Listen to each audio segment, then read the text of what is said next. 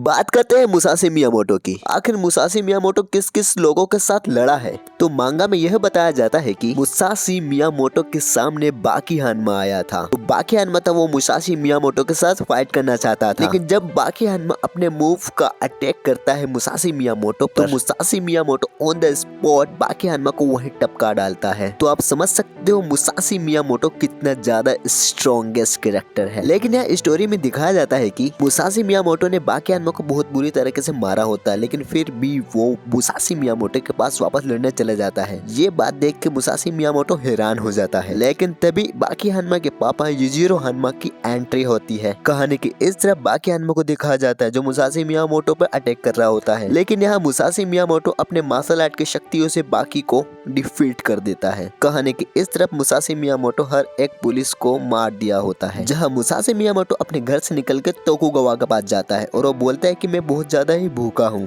जहाँ डोबो बोलता है उससे पहले मुझसे लड़ना होगा। डोबो मुसाशी मियामोटो पर हर एक अटैक करता है। उसके बाद डोबो को समझ में आ गया था कि मुसाशी मियामोटो को हराना एक आम बात नहीं है। उसके बाद डोबो अपने टाइगर स्टाइल का अटैक करता है मुसाशी मियामोटो पर, लेकिन मुसाशी मियामोटो उसको एक पंच में ही हरा डालता है। कहानी की इस तरफ बताया जाता है कि जो डोबो रहता है ना, मुसाशी मियामोटो को बहुत ही बुरे तरीके से मारने की कोशिश करता है, लेकिन उस पे एक भी अटैक नहीं लगता है। इस तरफ मुसाशी मियामोटो डोबो को बहुत बुरी तरीके से मारता है भाई, बहुत खतरनाक तरीके से मारता है। उसके पास तो कटाना भी है। बात की जाए यहाँ रेट्सू की, तो रेट्सू भी इस एनिमे का बहुत ही स्ट्रॉन्गेस्ट कैरेक्टर है। मांगा की इस तरफ जहाँ रेट्सू अपने किक का अटैक करता है मुसाशी मियामोटो पर, लेकिन भाई मुसाशी मियामोटो तो मुसाशी मियामोटो ही है। उसने उसके किक को बहुत बुरी तरीके से पकड़ के भाई बहुत खतरनाक तरीके से फेंका था। बात की जाए मुसाशी मियामोटो की, तो मुसाशी मियामोटो बहुत ही स्ट्रॉन्गेस्ट कैरेक्टर है इस बाकी आनमा एनिमे का, लेकिन रेट्सू तो पहले से ही मारने का उसको बंदोबस्त लाया हुआ रहता है,